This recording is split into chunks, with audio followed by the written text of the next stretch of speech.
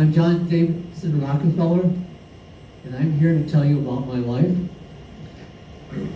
Many of you know me as a late 19th century robber baron, a man of immense wealth and influence that single-handedly transformed the early oil industry into what it is today. The oil that, actually the gas that runs your cars, the jet fuel in your airplanes, the oil that runs this country is a direct result of what I did back 130, 140 years ago to corral the mismanaged and chaotic oil industry then. Actually, my life could be in two parts. That is of a very successful entrepreneur, businessman, who's very aggressive. And the other part is a devout Baptist philanthropist who gave most of his money back to society to help our world. So let me tell you about my rags to riches story, as I was born July 8th, 1839, on a farm in Richford, New York. I was the oldest son out of 5 siblings to Eliza Davidson and my mom, and we grew up poor. My dad was William Bill, or Double Bill Rockefeller Sr., and we lived in Richford, New York. And my dad was a piece of work. This guy was something else. He was an itinerant lumberman, traveling salesman, and was not home for months at a time. He would go in some towns and pretend to be a deaf mute. And he would have a slate with a piece of chalk to write on what he wants to sell botanic elixirs, that is snake oil. In other towns he would go in and be real flashy, have a lot of gold rings, fancy clothes, show off his sharpshooting abilities to sell snake oil from one jug. And in other towns he would pretend to be Dr. Livingston, an eye and ears doctor who had a $25 cure for cancer. His mistress, Nancy Brown, lived with us, was our cook and mother to his 2 illegitimate children. Here I am to the right with my sister Mary Ann and my younger brother William. And my mom put up with my dad's philandering and loose morals and instead taught me strong Baptist values like thrift and sweat equity. As a child, I was conscientious and obedient and wanted to keep my family whole and felt it was my duty to do that. So I wasn't afraid of hard work, so I got involved to make money raising turkeys, selling candy, and here I am with William selling potatoes. By the time I was 12, I earned $50 and lent it to a farmer for 1 year's interest at 7%. Why work hard when you can do it that way?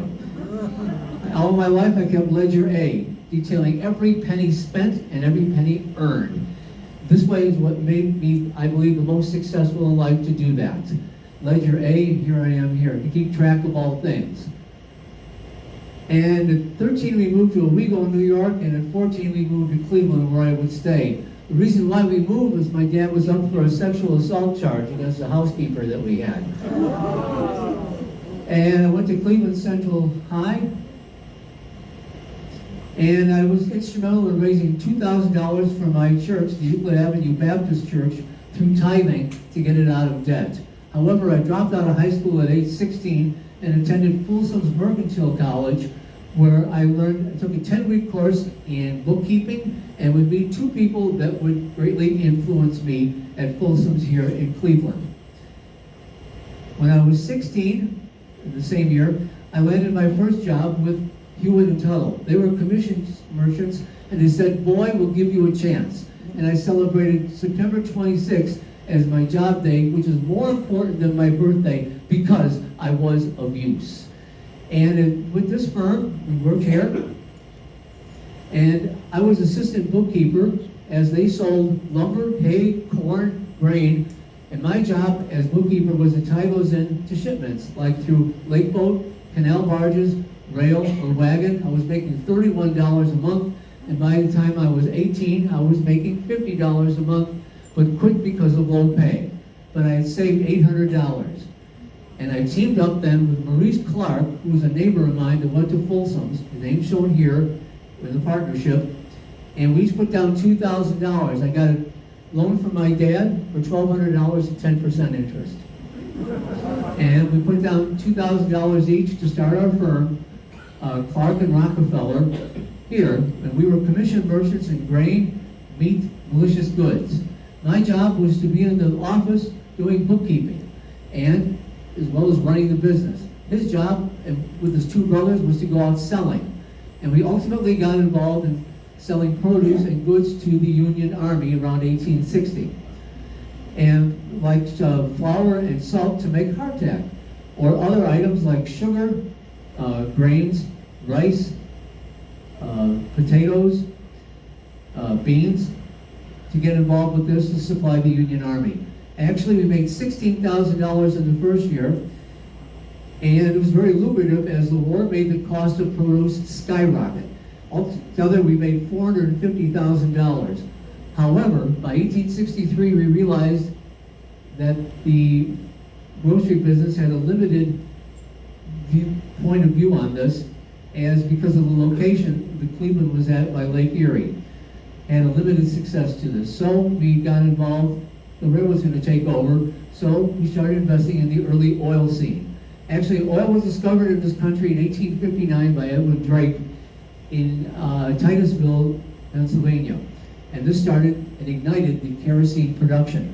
Prior to that, kerosene was extracted from coal and whale oil, which is very expensive. But with the advent of oil coming out, it was easier to do, and we wanted to invest in an oil refinery at this time in '63. And this was Pennsylvania oil at this time. There was a oil boom going on at this time. And this oil was in vast puddles. As well as, if we were able to put up tall derricks, it was easy to get out of the ground. But at that time, only 60% of the oil was used for production. The 40% of it, the sludge and the runoff, well, that was dumped into lakes. So we took that sludge and made it into petroleum jellies and paraffin wax. The runoff we made into lubricants, and we got involved with the kerosene idea that is lighting up homes. So one man's junk is another man's treasure. And with kerosene, this was a game changer. Instead of relying on some fireplace, people could take lights with them, like out to the barn or in social situations, and get together. This was how people socialized, and this made lighting easier at night. And this was the early oil scene back in Pennsylvania around the early 1860s or so. I met Laura Setty Spellman at Folsom's, and she later became a school teacher and a school principal. And she had these conservative Baptist core values that were just so appealing to me. She came from a liberal, progressive family that was involved in the abolition movement, that is a social justice movement, back in the 1850s, prominent in the Northeast. This would help Lincoln out and convince him to emancipate the slaves in 1863. She was so enamored with her parents and their work that she made Spelman College, which is Black liberal arts college just off of in Atlanta. So she became a philanthropist. Also, Spelman College. And we were married in 1864 and got involved in a lot of Baptist philanthropy groups like the ABES, American Baptist Education Society, where we would matching grants mainly for universities in the 1890s. And we got involved in the Baptist temperance movement back 110 years ago, where we wanted to stop the evils of alcohol. This didn't work out, as alcohol became underground, was bootlegged and run by gangsters. And the Southern Black Baptists got involved in the Civil Rights Movement from 1955 to the late 60s.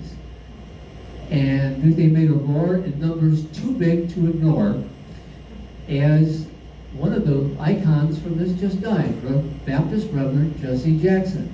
So that's where this comes from. And there's even the Project 2025 idea.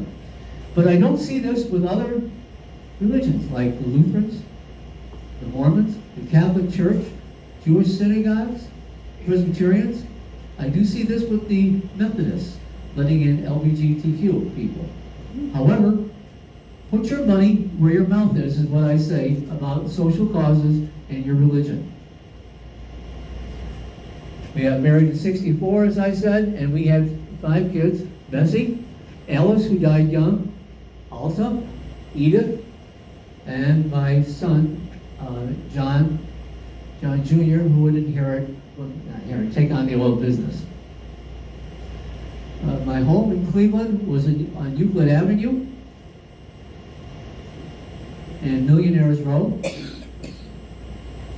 This is what it looked like back then. And I have 2 other homes, one in Lakewood, a suburb of Erie, up there by the lake, and Ormond Beach in East Florida. And my son would carry on the tradition. SETI did a lot of work with family time and instilling Baptist values with our children. And in 1884, helped found Spelman College. However, I bought out the Clark brothers for $72,000 in 1863, and then teamed up with Sam Andrews, who was a chemist and candle maker, and we made the firm Rockefeller and Andrews, and our office was right here.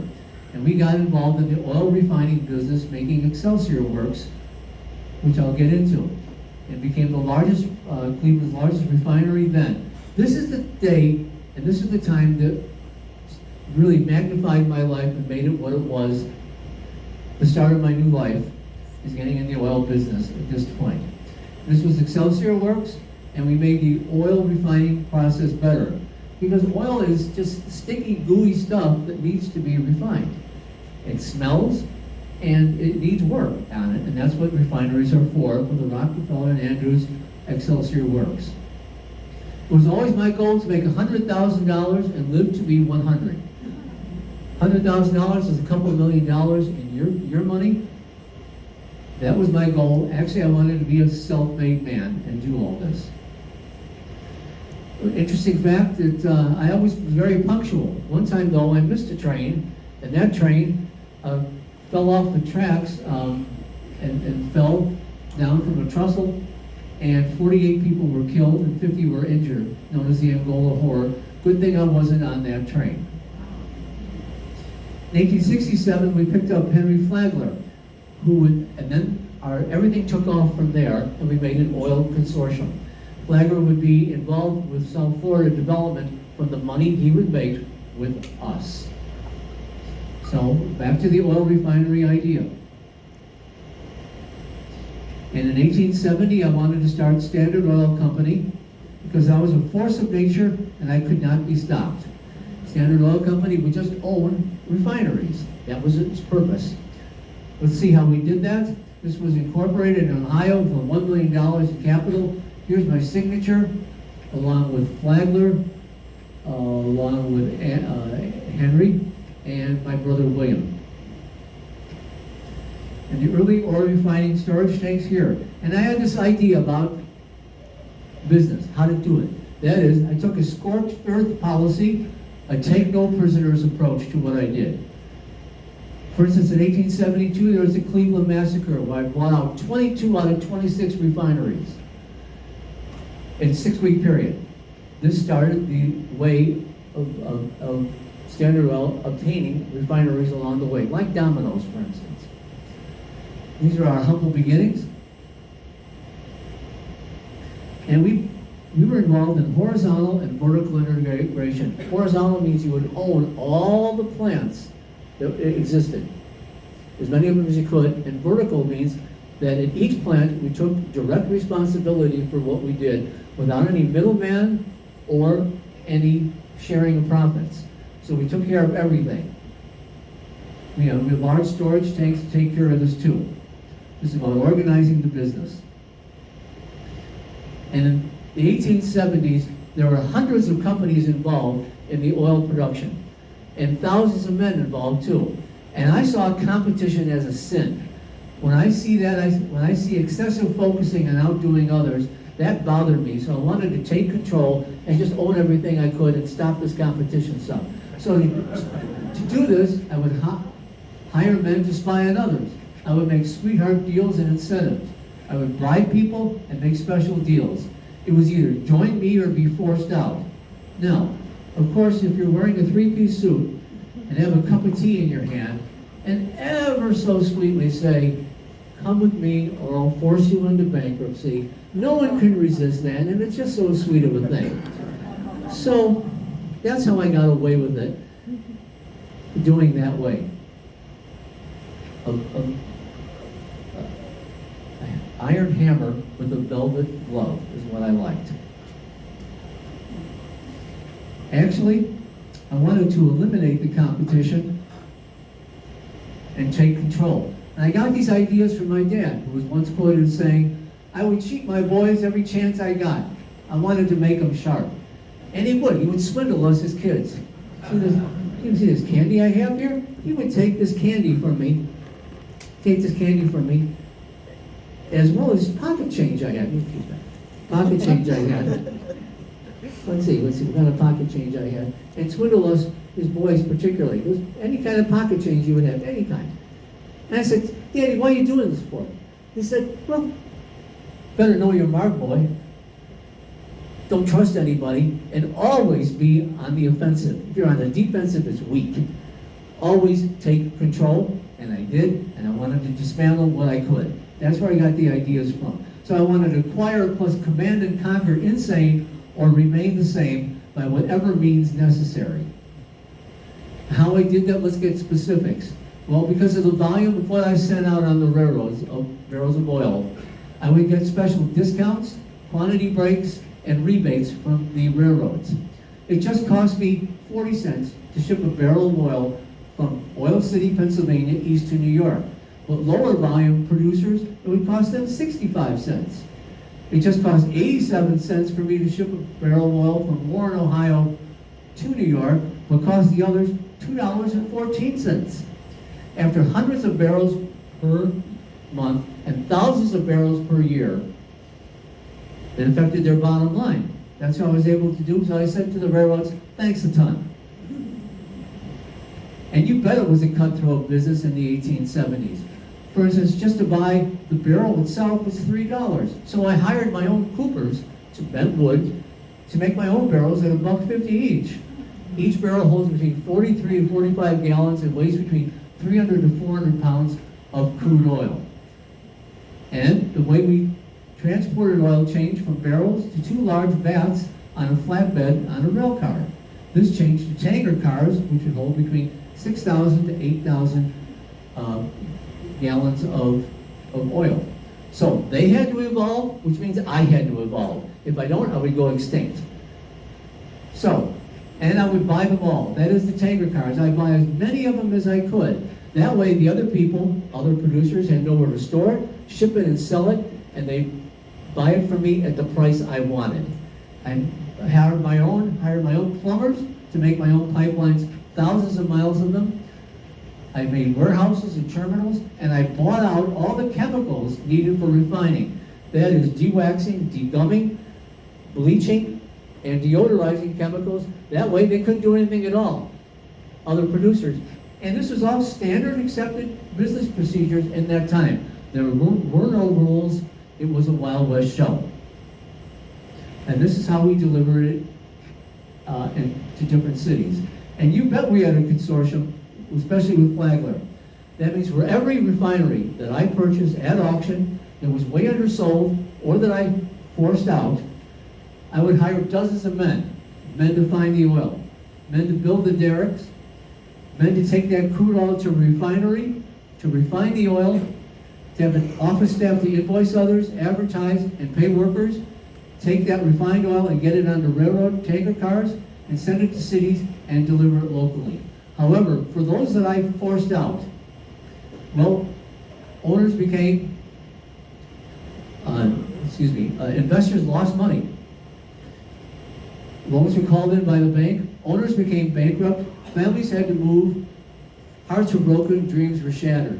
That was a way to weed out the weak and the misguided. Like a lion, I'd be on the Serengeti plain, just like them, and pounce on anything that was weak, misguided, inexperienced, naive, or just plain stupid. So that's how I got it. I would take control.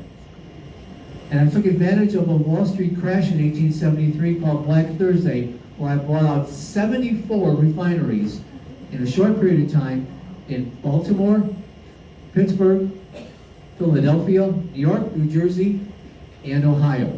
That's how I started accumulating them for Standard Oil. And I felt exalted taking care of these other low-level producers by doing them a business favor, dismantling them. I made my first million at 33, dominated 90% thereafter. And the way to make money is to buy when blood is running in the streets. And really, this is survival of the fittest or social Darwinism, which means we were the fittest, we deserved to rule. Just like in the Olympics. You can't keep up with the Ethiopians and Kenyans on the distance runs and run a sub 5-minute mile. Well, too bad, train better. If you can't keep up with the sprints with the Jamaicans and run under a 10.0 on the 100-meter dash, then hit the gym. Either go big or go home. At 43, I had the biggest company in the world. So, how did we do that? Well, at 26, we made Excelsior work. We did vertical integration by making our own stuff or buying it all, tank cars, barrels, and we combined it into one large corporation, Standard Oil. And we lowered the prices and persuaded railroads to give us deals. I always tried to turn every disaster into an opportunity. And our tentacles reached everywhere. We're omnipresent. We were a trust and a holding company holding 41 companies. Well, what are those companies? In 1882, we made SO of New Jersey, SO of New York, SO of Ohio, SO of Indiana, and SO of California. Those were holding companies. Someone had to change the world, and obviously I was the one for the job. You call me an SOB, a Standard Oil businessman. And you bet I had unchallenged wealth and political influence because my tentacles went in everywhere.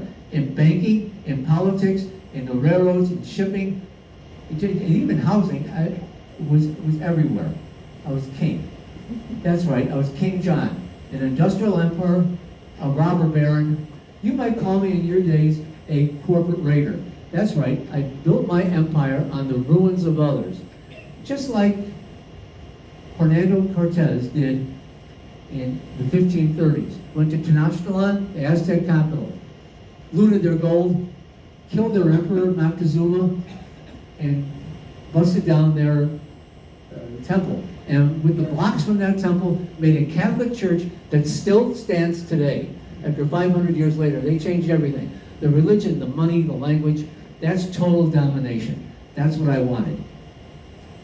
So, how did I do this about pricing?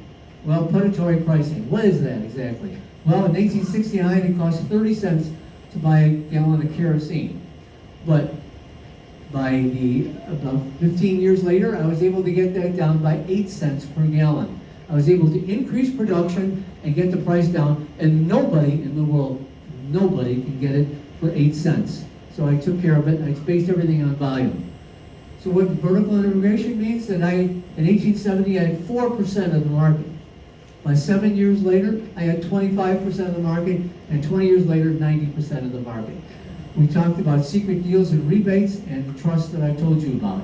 You must be ruthless in business. It's not personal, it's just business. And the people bowed and prayed to the neon gods they made, and that's us robber barons. You bet. Myself, Carnegie, J.P. Morgan. The newspapers vilified me, the government distrusted me, the average person hated me. But I don't give a damn. I was on a mission from God. That means that I was here to organize and run things smoothly. I was here for a reason, a purpose. That is singleness of purpose. By 53, I became the world's first billionaire. We lived in the Gilded Age. So many of you say, well, what about the Sherman Antitrust Act? What about that? That was done in 1890 because of my proliferation of getting all these oil companies. They wanted to stop it. But it wasn't used for over 20 years. The reason why it wasn't used because the congressmen and the senators had stock in my company and the dividends were at 31%. If they put an end to that, they wouldn't have money for their re-election campaigns. That is the reason why it wasn't used. What good does it do to have a loft? You don't use it. It's just silly, esoteric stuff. And then there's cracks in the foundation. With Henry Lloyd, a journalist, what I expected him to say about our competition and domination of the oil market. I get that. But this one is the one that kicked me. This is a real kicker for me. Ida Tarbell in 1902 wrote an expose about me, a book, because her father, Franklin, had 25 oil wells in Pennsylvania. And the railroads raised rates. And he couldn't keep up with it. The business partner committed suicide. In addition, Franklin had to mortgage the family's home. Things didn't go too well. Ida went to the poorhouse for this and her family. So the way to get even is to write, and boy did she. She wrote a series of 19 articles that appeared in a muckrakers magazine called McClure's for 19 months in a row. This became a book called The History of the Standard Oil Company by her. To do this, she interviewed Henry Rogers, our third in command, behind my brother William. He thought she was going to write a fluff piece, like they kind of write in the Daily Sun all the time. But the truth was exposed, and my dirty secrets came out. And everybody loves dirty laundry, right? Kick them when they're up, kick them when they're down, right? Kick them all around. I called her that poisonous woman for doing that. And I went to court to try to discredit her, but she won. Her book came out. But you know what I say about her? There's a water off my back, because I had 20,000 wells, 4,000 miles of pipeline, and 5,000 tanker cars. I had the Midas touch. Every single thing I touched was golden, and mine for the taking. Let me tell you some personal things about me, enough about business. This was corporate headquarters in New York at 26 Broadway. This is my New York mansion at Northwest 54th Street, downtown Manhattan, near Central Park. And this was Kikuit, or Dutch for lookout. I got 400 acres in Ocotilco Hills, New York. However, I didn't like it. I tore it down to make a second version of it. It took me 7 years to take care of. Kikuit in Westchester County, same place in southern New York. And it had 3,000 acres. It was a palatial estate, 9-hole golf course. And this had 40 rooms.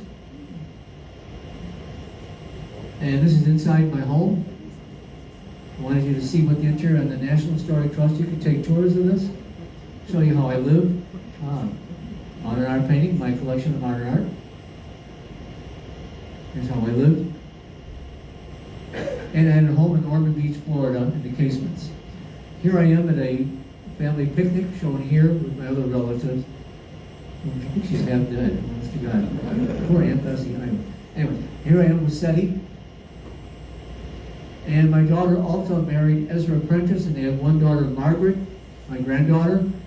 John married Abby Aldrich, and they had 2 grandkids. And my son John was a philanthropist, and in his money he gave away $500 million in his lifetime. He lived longer than he lived in the 40s and 50s. He did this, and National Park Service loves him, as he used his money to restore part of Colonial Williamsburg and buy lands in the Great Smoky Mountains, and made museums at his visitor centers in Mesa Verde, Grand Canyon, and Yellowstone. His Rockefeller Brothers Fund was involved in making Rockefeller Plaza. He was a philanthropist also, my kind of guy. My daughter Edith would marry Harold McCormick of McCormick Reaper, and they lived in the Chicagoland area, and donated a lot of land to make a zoo and other places. And they eventually got divorced. 3 of her kids survived, 2 didn't. And she got involved in psychoanalysis and went to Switzerland with Carl Jung, the famous psychoanalyst. And then she got involved in spiritualism and thought she was the reincarnated wife of King Tut. Here are 4 generations of Rockefeller: my dad, myself, my daughter, and my grandson. There are 180 of us Rockefellers. And my dad did get involved in telling us grandkids how to shoot and play the fiddle. However, when my mom died in 1896, my dad didn't go to the service. I had the minister request that she was a widow. And when he died in 1906, She died in 1896, he died in '06. On his tombstone was Livingston, his con artist alias name. And then at this point, we found out he was married to another woman for 50 years in 1846. Her name was Margaret Allen. They didn't have any kids, so he was a bigamist. Joseph Pulitzer, a very influential editor in the New York area of a newspaper, actually offered $8,000 for anybody who could dig up dirt on him, because they wanted to get even with me since I owned and controlled everything, which is the usual way to do things.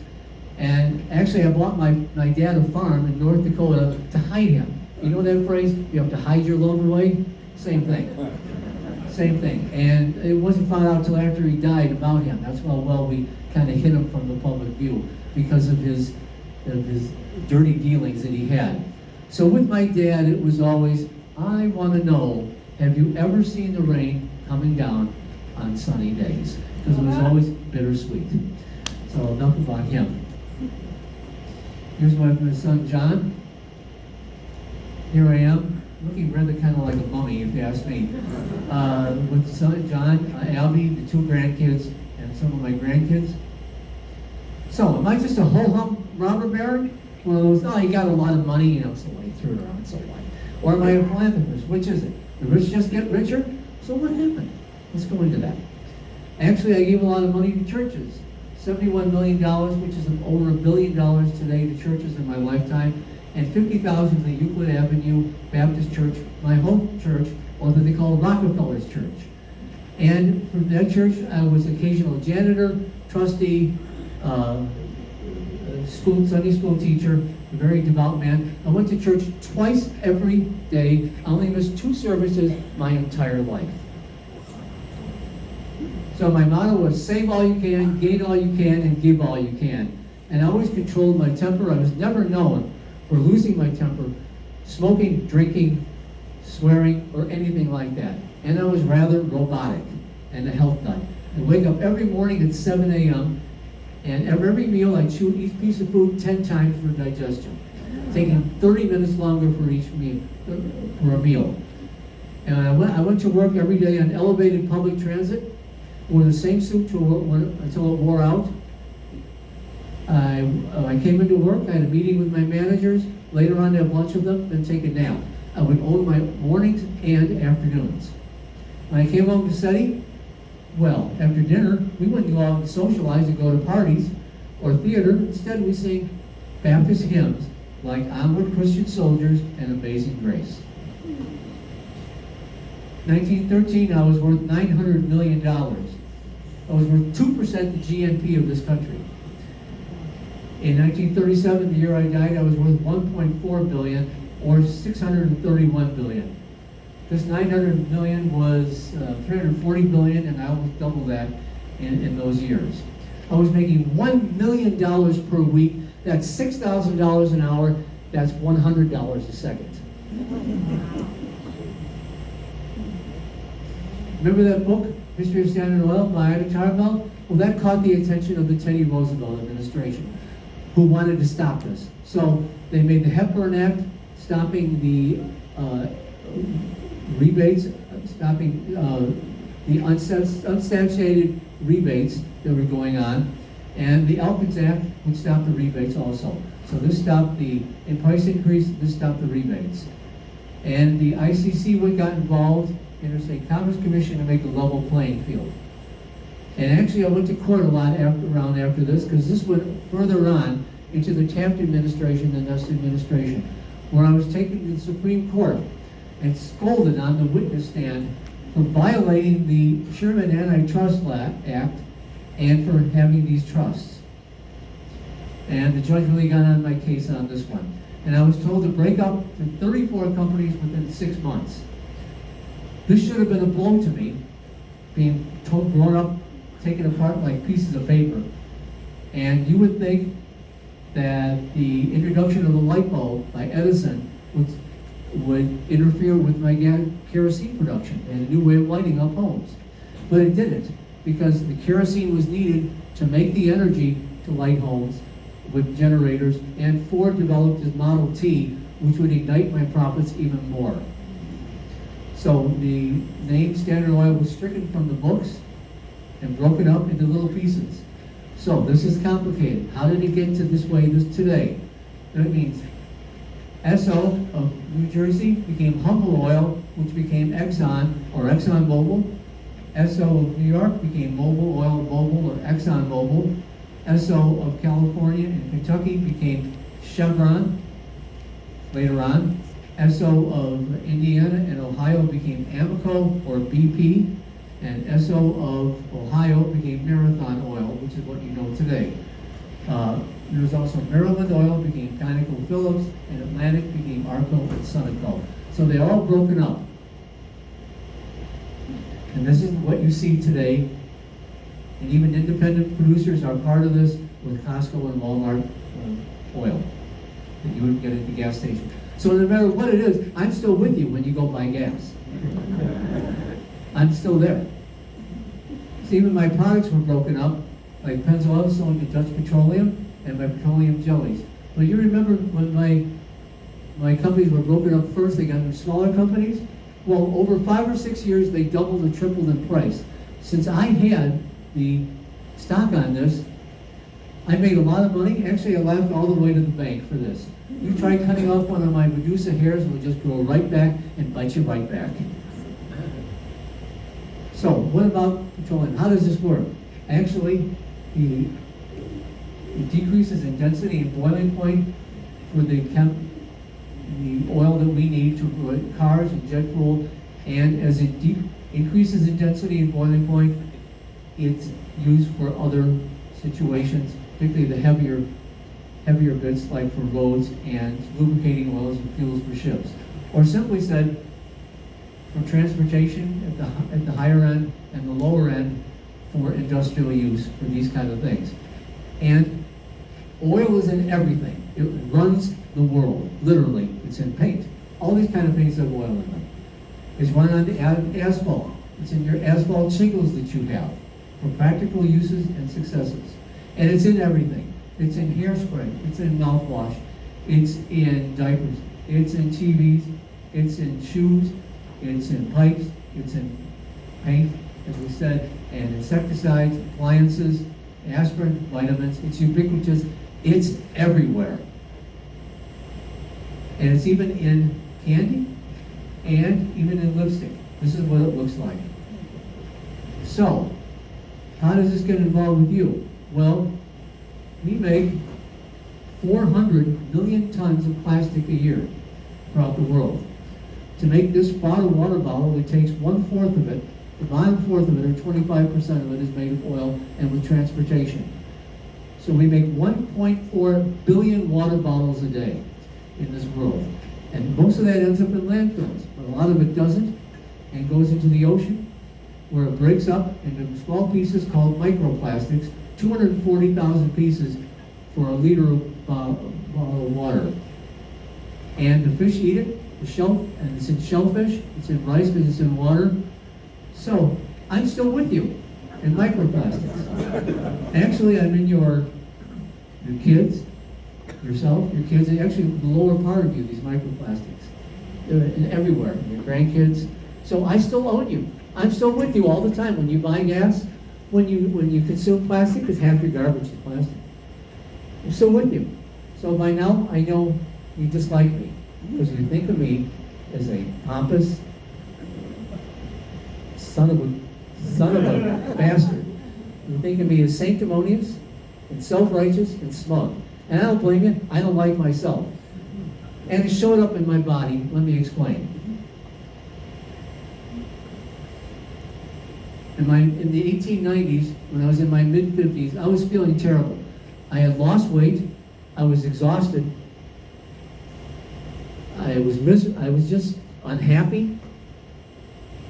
Couldn't do very much. And I was being treated for a liver disease.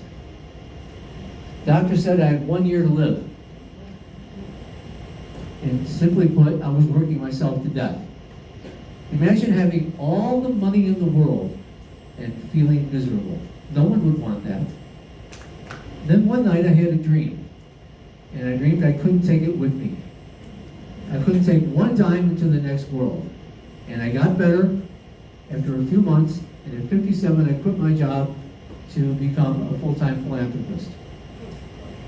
And this was so dramatic and so public that ministers around the country would use this to inspire their parishioners. So what did I do with my money? Remember those grants we were in the ABS? Well, at the University of Chicago, we gave $600,000 then, and it turned into $80 million in my life to give to the University of Chicago. This made them the prestigious university that it is, the first class and gold standard that it is. This takes this kind of money to make it, not legacy money. $80 million in my day was tens of billions of dollars in your money. And that's why they can hire the best in the world. And when you go there, even though it's expensive, you get the best education and the best jobs. In 1902, we made Rockefeller University in Manhattan. And it is on the cutting edge. It's on we're providing postdoctoral and doctoral graduate-only education. It handles research excellence. It handles different disciplines in chemistry and physics and sustainability commitments to biomedical engineering, biomedical education graduates, and unlocking global collaboration in science. So, how does this work out? In the 1930s, we got involved with the Rockefeller International Health Division. That is, I made this to make the malaria and yellow fever vaccine in the 1930s. This saved tens of thousands of lives, and this was done in our labs that look like this. This is today's world, what they have in these labs. There are 130 labs in Rockefeller University, 20 in structural biology, genetics 20, in microbiology 20, 15 in medical, 37 in cell biology, and behavior and neurology, and these other labs involved in medical research and even evolution ideas. We got involved with the production of penicillin in either liquid form or pill form. You see, think of giving not as a duty, but as a privilege. We also made the General Education Board, where I gave to schools like Yale, Harvard, Brown, and Vassar. And we got involved with diphtheria. You know how you have a DAP shot when the child is small? Well, we got involved with that because diphtheria is a fungus that can affect things with your heart and your breathing, especially in kids, and this is not good at all. And we made vaccination efforts with this and did engage in public health initiatives in this with diphtheria. In 1910, we got involved with the hookworm. It was a southern issue. People in the South had 7 million people had it in the South. The little parasites that are inside your gut that cause internal bleeding, edema, rashes, and feeling of not being good and look like this. And we made the Rockefeller Sanitary Commission for the eradication of hookworm. In 4 years, we eradicated this, going door to door doing this. This is where my money went. As well as the Rockefeller Foundation started in 1913, was 73,000 shares to make this. I contributed this in 1917 with about 100 million, in 1934 with another 100 million, to make it $250 million. The Rockefeller Foundation, and it's on the cutting edge as we make opportunity universal and sustainable. We're on the Mission 300 to bring energy to Africans. We fund grants, initiatives. We work in 6 continents, North America, Africa, Asia, Latin America, and focus on health, food, power. And even my son, with the Rockefeller Fund, got involved with the Rockefeller initiative that we were doing. Altogether, I spent $530 million on giving away to charities. Some people say $550 million. Where did that money go? That money went to the American Red Cross, $8 million to it.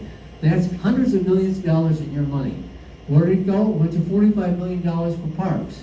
It went to help Alfred Kinsey make his research on sexuality in humans in the late 1940s. They went to research labs in Trinidad and Tobago for viruses, and brain research in Germany, and trained World Bank officials. And even the Stratford Festival, and we donated land to the United Nations. That's why it's there in Manhattan. Who's in charge of it was Frederick Gates was in charge of it. But I don't see the big wigs today is doing anything at all with their money. Not substantially, but I did. No one gave away that kind of hundreds of billions like I did in your money.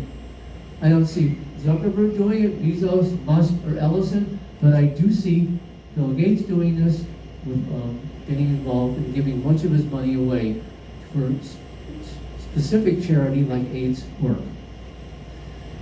The foundation headquarters is in New York, with education to Harvard and University of Chicago, in health, medical research, and the arts and cultures, with MoMA, Museum of Natural History, Metropolitan, Met, and Brooklyn Museum, and environmental causes. My grandson, David, gave $2 billion to various charities.